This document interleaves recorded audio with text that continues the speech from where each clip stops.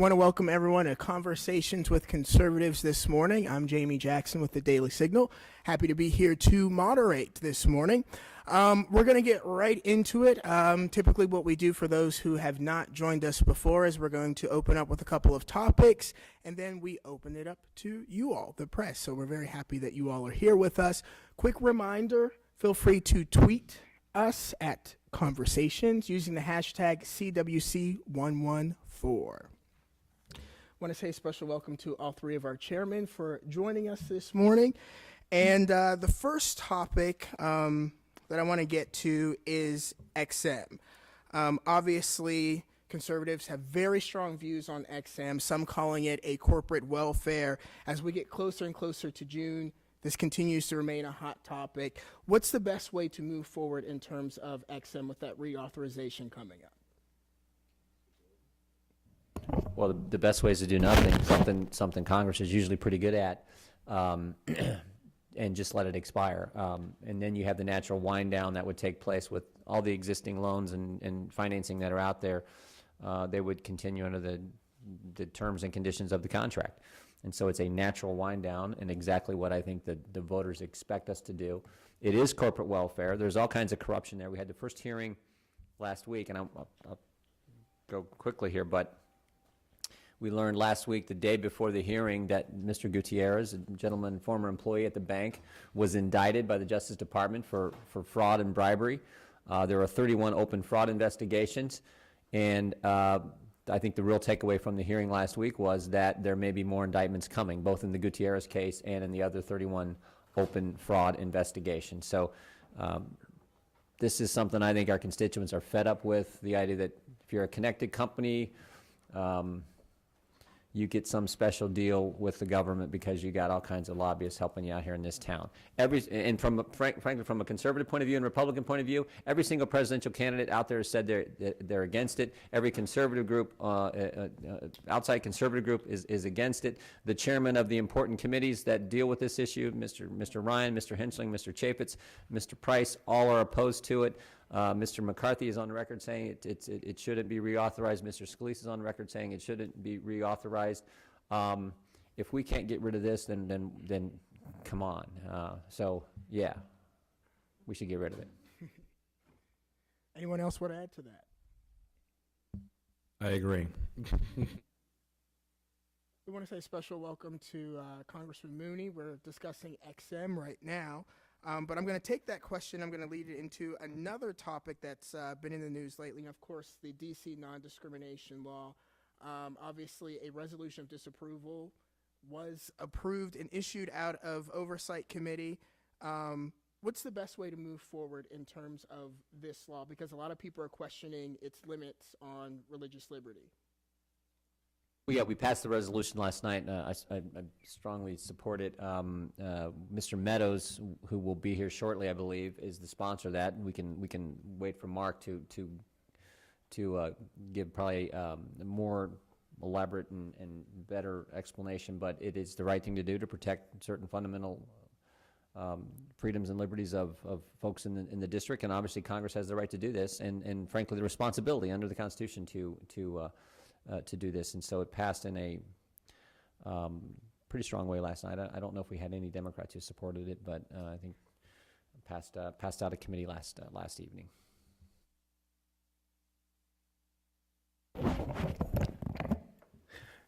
I appreciate the work of the committee and the work of Congressman Meadows and others. This is a very critical issue in terms of religious liberty, and it ties into a lot of other issues, particularly those related to Obamacare, Supreme Court rulings. And you look at this, and hopefully we could pass this resolution disapproval through the process.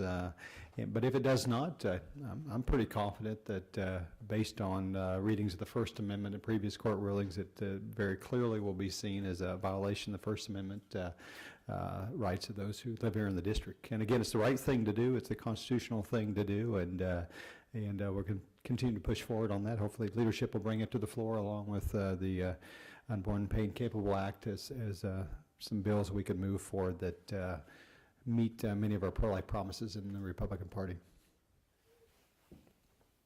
I'll just add on that. religious liberty and religious freedom should be and used to be something that was sacred and never trampled upon. Just to broaden the issue a bit, with Obamacare, for example, I had a gentleman in my district, a car dealer, who didn't want to pay for abortion as part of health care because, in his view, abortion is the taking of a human life, and he should not be required to pay for the taking of a human life as part of health care. He's a Christian man, and his conscience told him not to participate in that, much like Hobby Lobby. And there was a time when people's religious freedom and religious views was respected and not trampled upon. But the secular left in this country, through Obamacare and things like now gay marriage and forcing people to participate in those things, have started to try to force people to put their religious values, their view of the Bible, on a back shelf. And that's not right, and we should protect people's faith. We should do what we can to do that.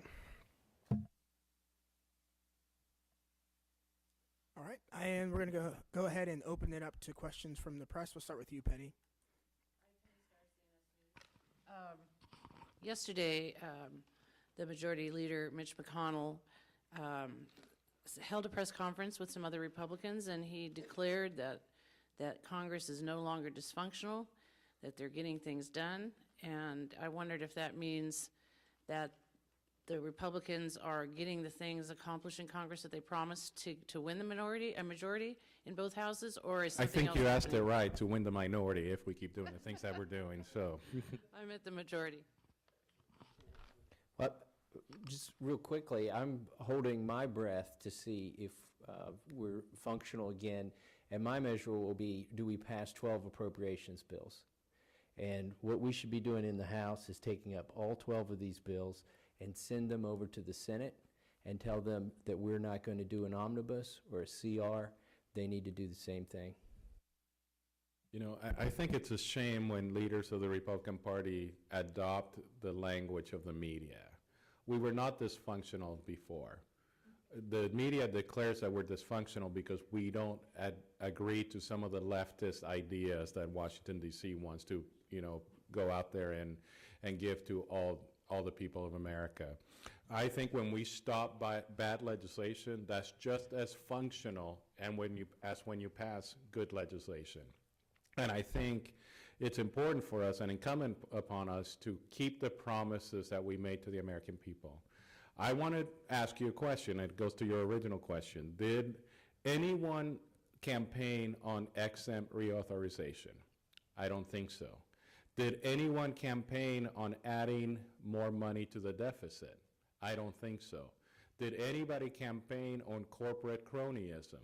I don't think so. These are all the things that we campaigned on were the things that conservatives want. And that's what's really interesting.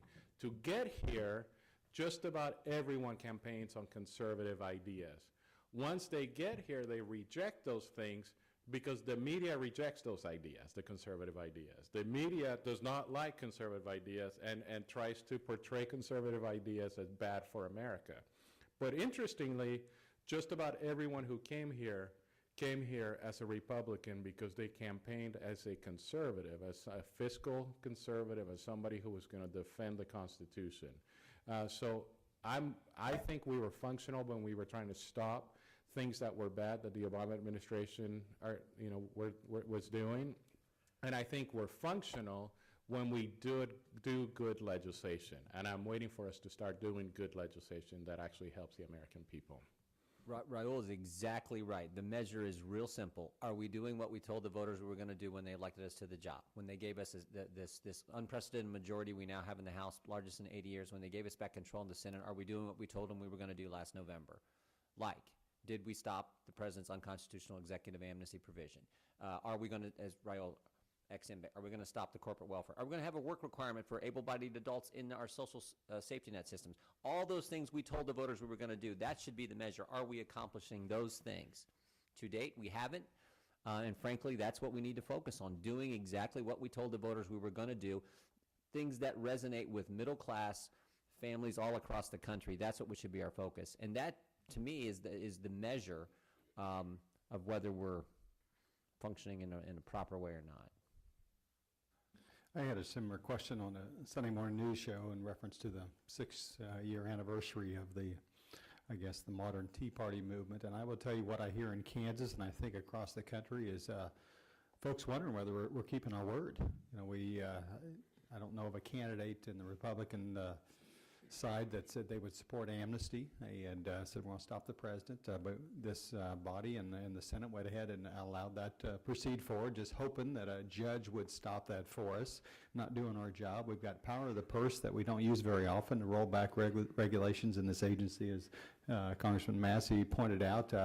They look like they busted through the budget caps in the last few weeks, and perhaps might do in the future. Obamacare, are we even going to take that on? That was still an issue last fall, and it looks like there's plenty of folks that would like that to just kind of go away and just live with it, which is why I think it's critical that we use reconciliation actually to take a shot at repealing Obamacare again. But I think the American people get it. They know the difference between trying and failing and not trying at all. And they're tired about folks up here not trying at all. So we got a long ways to go, but I think it's a great opportunity.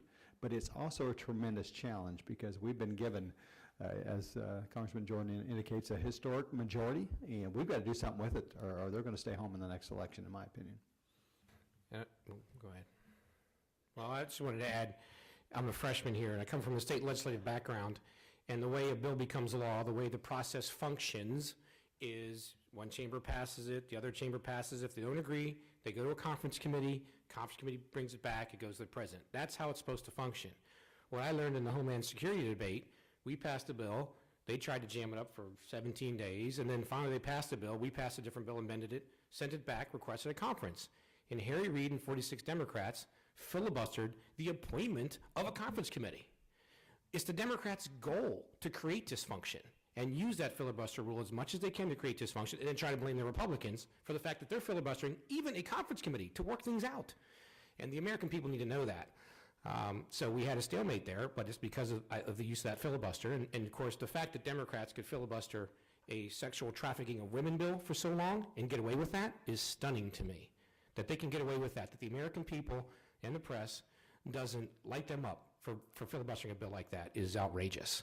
So to the extent there is things not passing, it's because of the overusage and getting away with the filibuster. And frankly, we should make them filibuster the old-fashioned way, put them on the floor and make them talk and talk and talk and talk, so the American people can see them actually obstructing, which is their number one goal. Okay. Dave. Sorry, oh, there we go. When it comes to the TPP and Trade Authority, I was wondering, one, what support existed among all of you for that, and two, what worries you had about either the way it empowered Barack Obama and the immigration provisions. I've heard more people talking about the guest worker immigration provisions of this being snuck in a way that people aren't reading. But I haven't, if any of you could address your support for the bill and those possible concerns. You know, we're trying to do research on the immigration issue right now. In fact, I was just talking to my staff just before I came here because I keep hearing about it, but I haven't found that yet in the bill, but we haven't really looked at the bill as closely as we need to. So we don't know yet what the position is. I have a really, a pretty strict rule for this bill for myself. I want to make sure that I divorce the trade authority that we're giving the president from this current president. I've heard a lot of my colleagues say, we shouldn't give this president this trade authority. I don't agree with that. I think I should give this president whatever authority I would give any president that is sitting in office. So, and I'm not convinced yet that I would want to give a Republican president this authority that we're giving through the TPA. So for me, it's not going to be about the fact that Barack Obama is in the White House. To me, is would I want a Republican president to have this fast-track authority? And the thing that concerns me the most is that we only have an up or down vote. So going to your issue of immigration, I don't know if it's in there or not, and we're trying to find out, but let's assume that it is for a second. If we only have an up or down vote, we can't amend that on the floor. And those are the reasons why I think we need to be very leery and very careful about giving any president this much authority where Congress only has the ability to vote something down instead of actually debating it and amending it. It was a great question, and I will note my bias at the beginning is I think Americans can compete and beat with anybody in the world. I know some folks and some businesses don't think that's possible, but I think we can.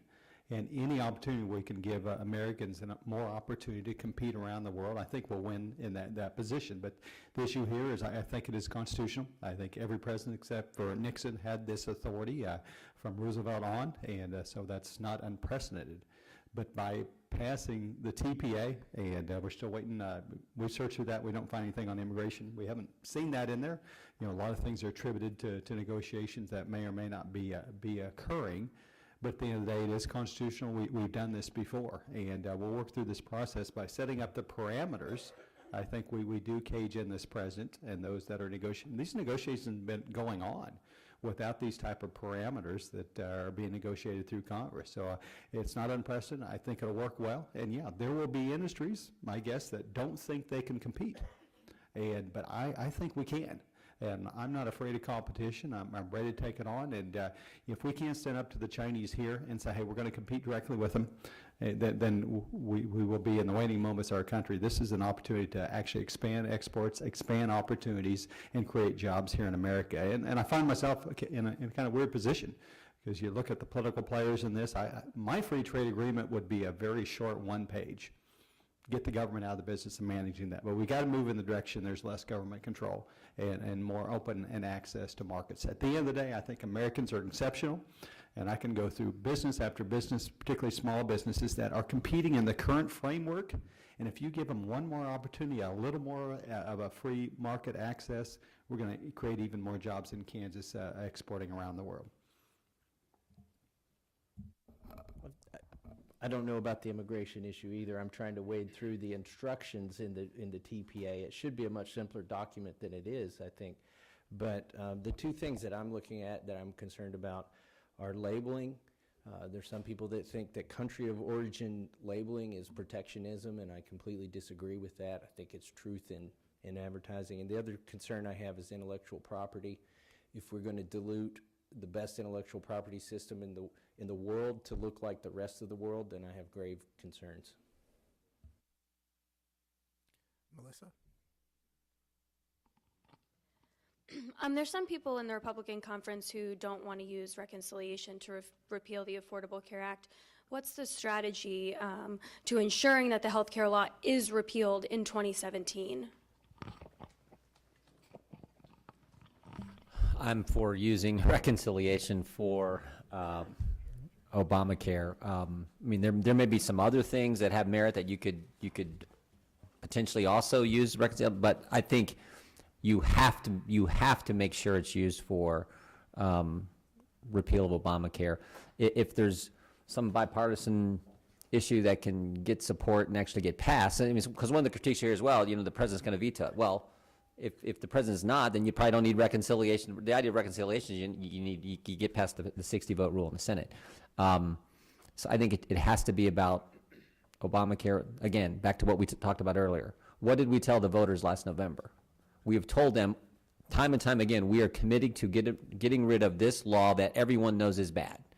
Every employer, every family who's had to live under it, the cost, the premium increases, you like your doctor, you can keep your doctor, all the false things we were told that turn out, everyone knows it's bad. So let's make sure we keep this thing front and center in the political debate, put it on the president's desk, actually make him veto it, and keep it as part of the framework for the 2016 presidential race. I think it's imperative that it be the focus for our reconciliation instructions.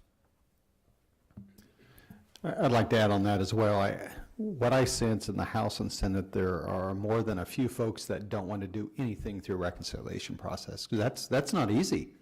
That's not easy, requiring the House and Senate to act. And I think I'm not going to name particular chairman or whatever, but there's some folks that they don't want to act. This is a status quo town. We have an opportunity to do what we promised to do on Obamacare. Take it. Again, there's a difference between not trying at all and trying and failing. At the end of the day, we have up to 3 different bullets to put in the reconciliation gun, and there are folks here that some don't want to do it at all. this is the process, this is an opportunity, and if we don't do this, I think particularly grassroots conservatives are going to say, exactly, we told you so, that this Republican majority in the House and Senate really doesn't want to do what they promised to do last fall, last year, year before that. And I voted against the budget for that reason, because the language, even on the House side, would not have forced the type of action we wanted on Obamacare. Hopefully the language will actually be strengthened, that I can support it when it comes back. And I visit with folks that are doing some negotiating and say, hey, this is what I want to see, something that forces the House and Senate to act as we promised to do. Yes.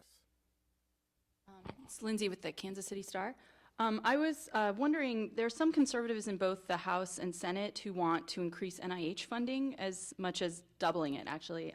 They say this is consistent with fiscal conservatism because it's an investment that will pay off in lower healthcare costs in the future. Do you see it that way, or are you concerned about increasing NIH funding?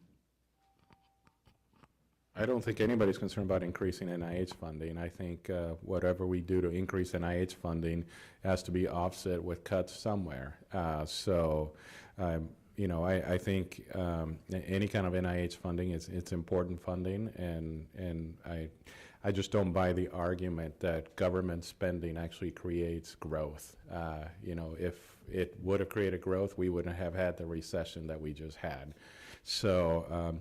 I guess somebody needs to go back to the economics 101, but I guess even you know, Nobel Prize winners make this argument, and it's been refuted again and again and again. By the way, we're having sort of the same debate right now. There's a markup going on in science about the president's priorities and then Republican priorities within the domain of the Science Committee. And so the bill, it's called the Compete Act, and what we're doing in there is reducing funding for the DOE and for sort of applied science, and taking that money and using it for more for basic research. And so I think it's okay to say that you have different priorities than the president, and maybe something is going to be increased as a result of changing priorities. But the overall number, as far as I can tell, in the Competes bill is exactly the same it was last year. So that overall funding has been frozen. So far, I don't see that what's going on in science, even though some areas of science may receive more funding, I don't think it's not conservative.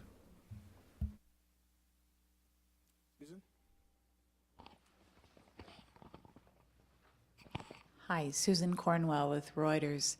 Going back to the first topic that was discussed, one of the bills that has passed and is being cited as evidence of a functional Congress is the doc fix.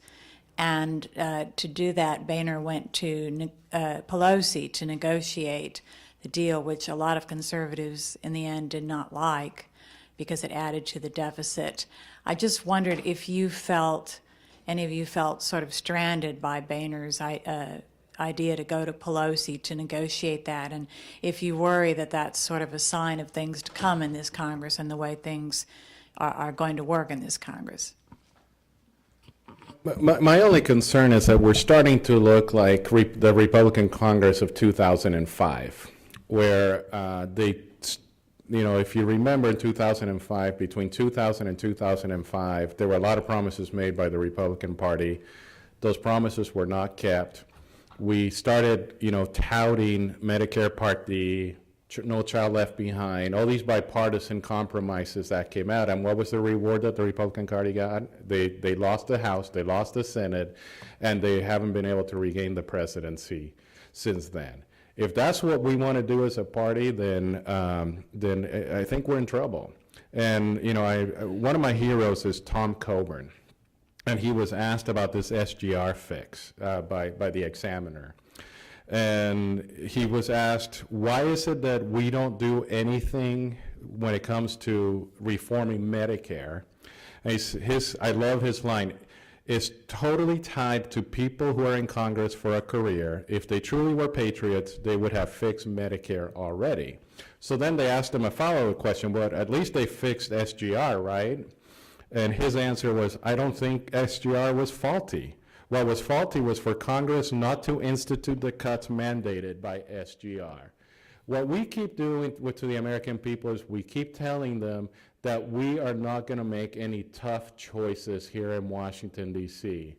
And we're afraid of telling the people of America exactly what's wrong with the broken system that we have here. We know the Medicare system is broken. We know the Medicaid system is broken. We know Social Security is going to go bankrupt. We know we have to make tough decisions. But because you have so many people that are concerned about being here and becoming chairman or being here long enough where they're going to get all the goodies of the office, we have too many people that are concerned more about their careers than are concerned about actually doing what they told the people in their districts that they were going to do. And I think that's a failure of leadership. And I will believe that, to the earlier question, that Congress is functional when we start making those tough choices that, frankly, might get us all unelected. That's when I will believe that we are functional, when we are actually doing the hard things that are necessary to save the future of this country. And so far, I don't see anybody doing that here in Washington, D.C. There was one other thing going on in the time frame Raúl referenced, and that was the whole earmark phenomena.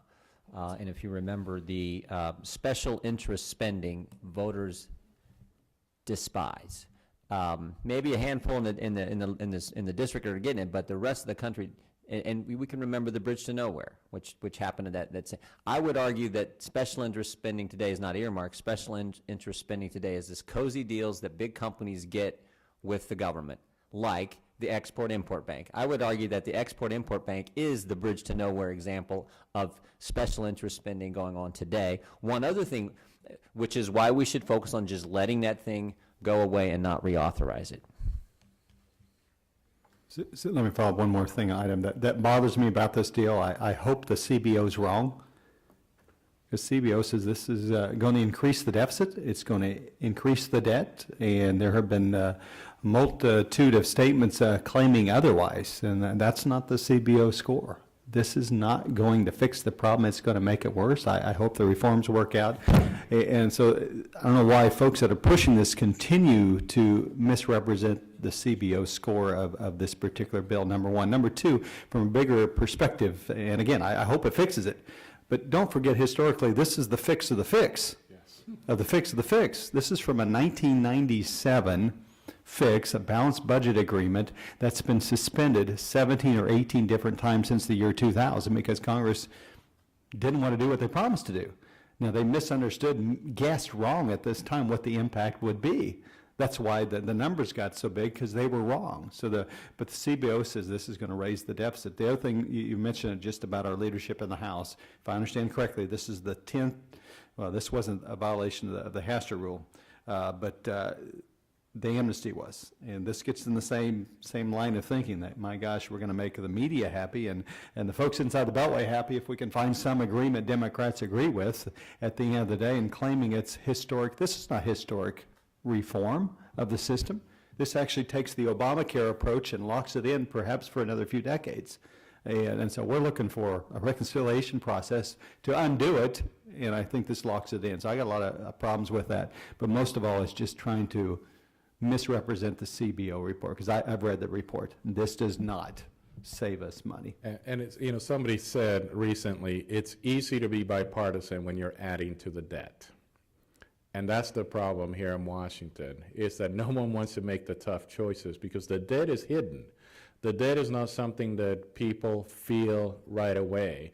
We start seeing that clock ticking and nothing else, and nothing changes, but you don't have that immediate impact as you would have with a tax increase or with a reduction in spending. But no one here wants to make those tough choices. So, of course, when we get together as a party and we have these overwhelming bipartisan votes, it's because we're just adding to the debt, which is really simple for people to vote for those things.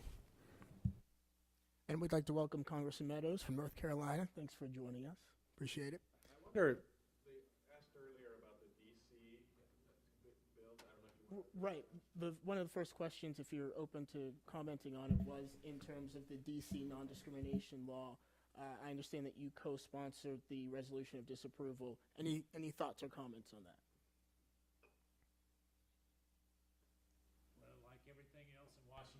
it doesn't work.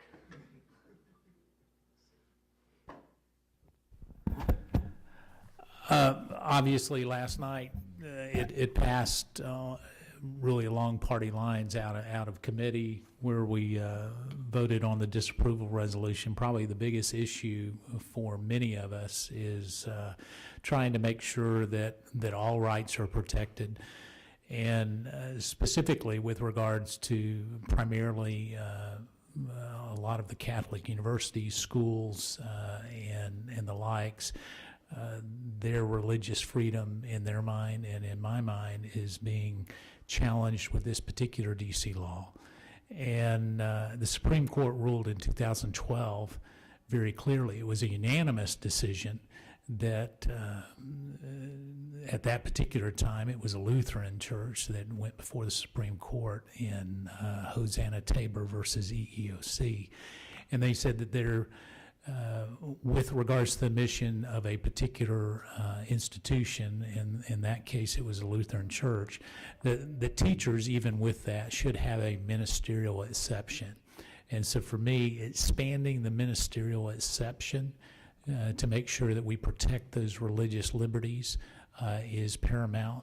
I will say that there are many within D.C. and also our delegate who believes that those protections need to be there as well. And so right now, I think most of that, and I don't want to speak for Ms. Norton, but I think most of that is really on how we define that ministerial exception. And currently what is in the law is far too narrow.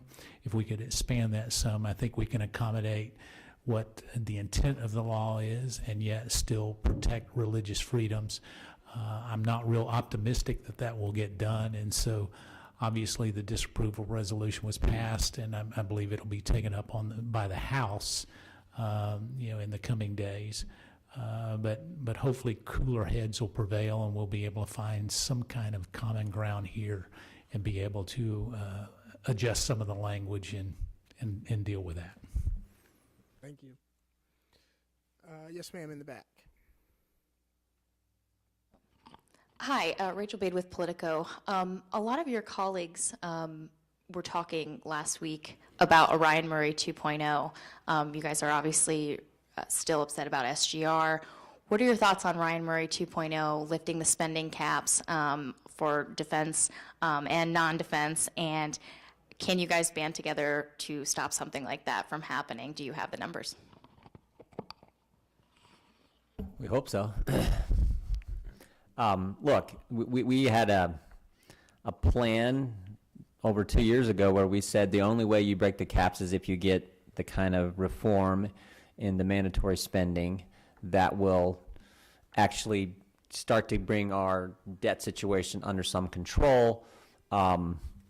I mean, we had this plan put together in Williamsburg when we had our retreat 2.5 years ago. And so I think probably most of us on this panel opposed Ryan Murray, the first plan. So we would certainly be opposed to any type of similar, I mean, I don't want to say we, but I would be opposed to any type of similar plan unless it did just that, unless it had the real changes in mandatory spending that are going to get us on a path to getting control of this debt situation. So just to break the caps, if some have been talking, just makes absolutely no sense. And again, the theme we've talked about this entire time here is, did we tell the voters that's what we were going to do? Of course we didn't. So let's be consistent with what we told the voters who elected us.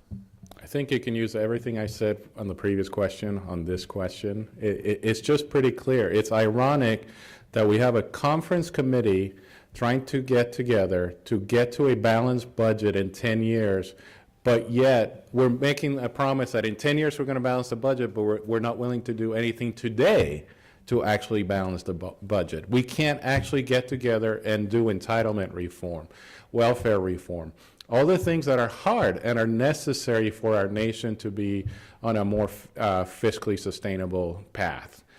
If we can't do it today, we're not going to be able to bind future Congresses to do it. So we might as well do away with the fiction of the budget, that we're going to balance the budget in 10 years, because if we can't do it, if we can't even reduce spending the first year, we can't find ways to reduce spending today, it's impossible for us to find spending cuts in 2, 3, 4, 5 years from now.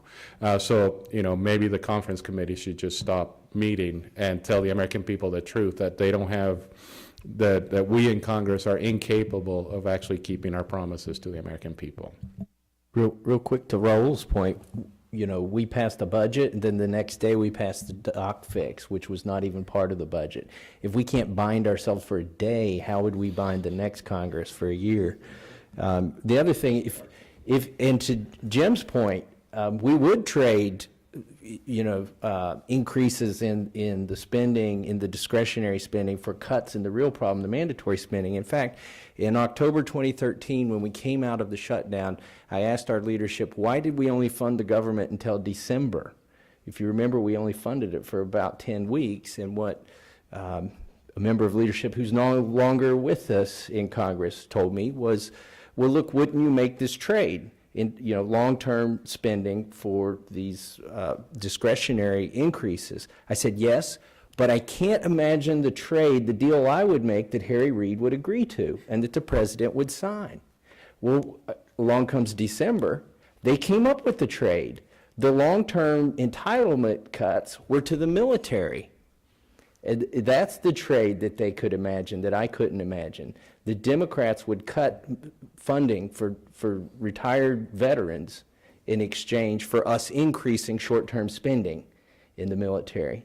And that worked out well for a lot of lobbyists, so it happened. And I hope we don't see another deal like that.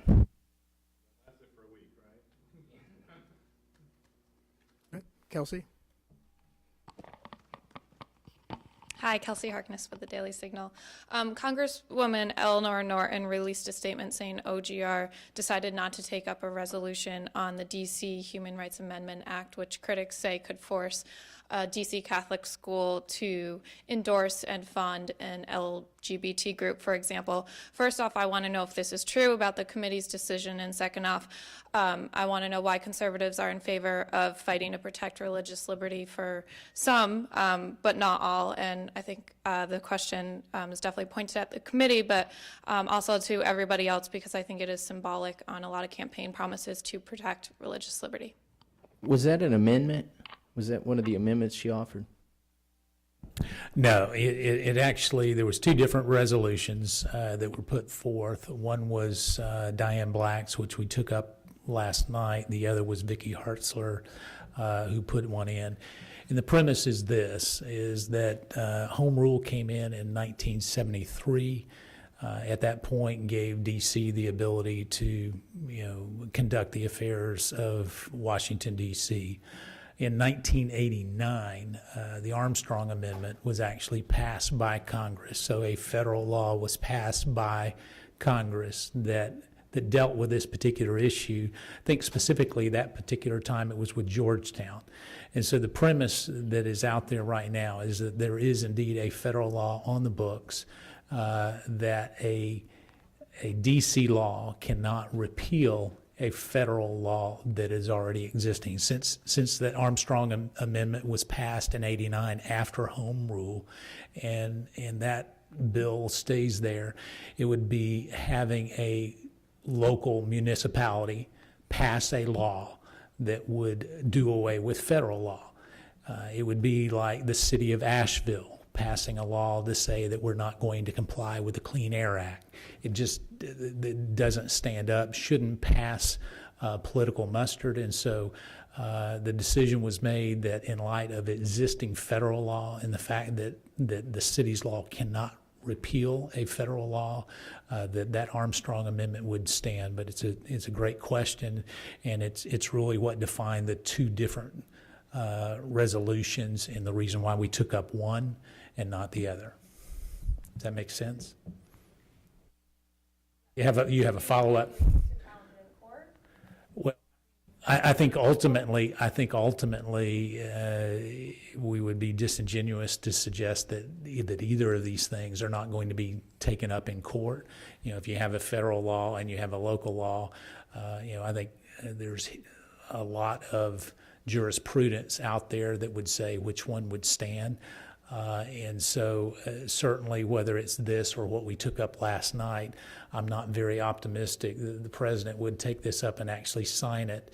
And so it's more the intent of Congress. I think the intent of Congress is very clear with the passing of the Armstrong Amendment in 1989.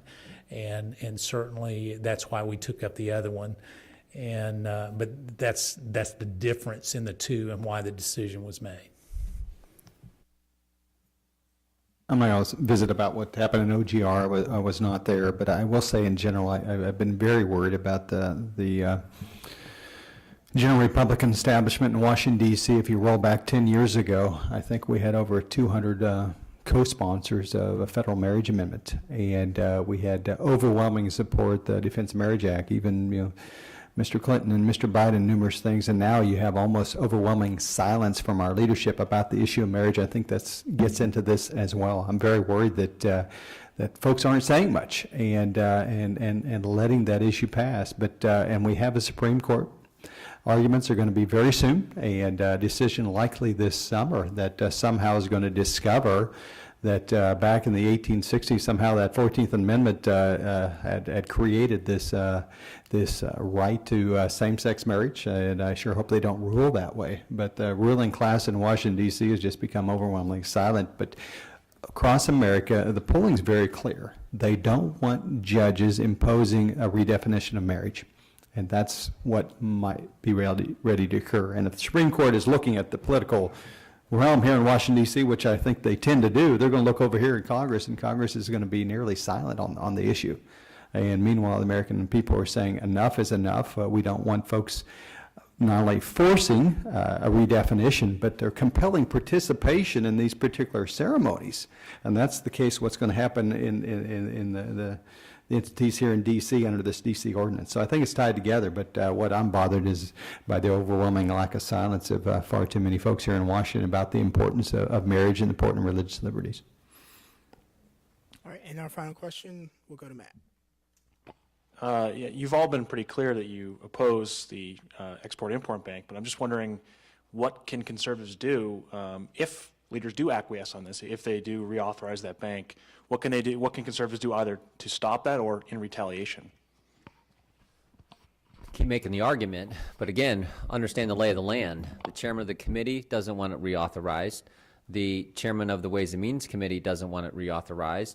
The majority leader has said the same. The majority whip has said the same. Every outside conservative organization I know of is opposed to it, and every Republican presidential candidate is on record saying it shouldn't be reauthorized. And all we have to do is nothing. You tell me when are the stars going to line up better for that position than now? So we just got to make the argument. We got a couple months to do that. We got another hearing scheduled next week in the Oversight Committee, where Mr. Hochberg will be back again to talk about all the crazy things that they're doing there in the green energy program and others.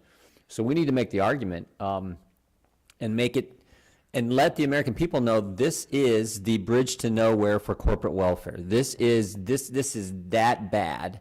Corruption, cronyism, everything that people despise about government and the way this town seems to work sometimes is contained in the Export-Import Bank. And all we have to do is nothing, and it goes away, and it's a natural wind down? Are you kidding me? It doesn't get any easier than this. So if we can't do that much, for goodness sake, what good are we? You know, the answer depends on how it works. If it goes through the committee and the majority of the Republican conference agrees with authorization or not, reauthorization or not, then you're going through the process. But if our leadership goes around the committees, then I think there's going to be a problem. I think there's committees that are of jurisdiction that have a stake in this decision. They're working hard. I mean, they've been working for months trying to figure out what to do on this issue. They're the experts. I'm not an expert on XM. I just don't like it because I know it's crony capitalism. But they're the people who have been studying this issue for months and months, if not years and years, and they understand it better than anybody. So I think it's incumbent upon our leadership to allow the appropriate committees to work on this process. And if they decide as a committee that they're not going to reauthorize, then they just need to let it go.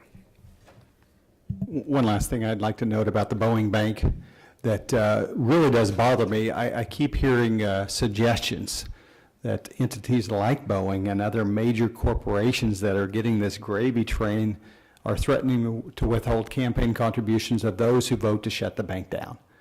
And that's what I think the media ought to be asking the folks. Are you actually tying actions on this bank to base, previous folks? And Boeing isn't a contributor to me because I believe in free markets and they believe in government control. But that's what worries me. And to me, that's what might save the XM Bank is enough campaign contributions from Boeing or the threat of withdrawing those from other folks to secure those votes. We had a leader of the House says this is not going to be taken up. And then I see an article this week, well, then maybe it will be taken up. And I'm not sure which is accurate or not, but I would like to see some stories written about that. I would like Boeing to stand up and say, hey, this is, and Boeing has they used to have a major presence in Kansas. The state of Kansas offered them millions and millions of dollars of handouts. I actually voted against that in the legislature. They left anyway. But the point being is, does Boeing really own a program? And if they want to keep it, they can spend enough money to keep it. I mean, that raises some real questions about how open and accessible this Congress is and whether real people run this or insiders in Washington, D.C. run it. So, I mean, this is the choice of probably the next 2 years. And it's the easiest choice in one way. Another way, it's the toughest thing to change in Washington. Anyone want to add anything? I was just going to add, there's other things that Congress can do: tax reform, tax reduction, regulatory reform, repealing Obamacare, that can allow companies to compete in this country and internationally. That's the stuff we should be working on. All right, and with that, that's going to do it for this edition of Conversation. Special thank you to our chairman and our guests. And quick reminder, the full video for today's event will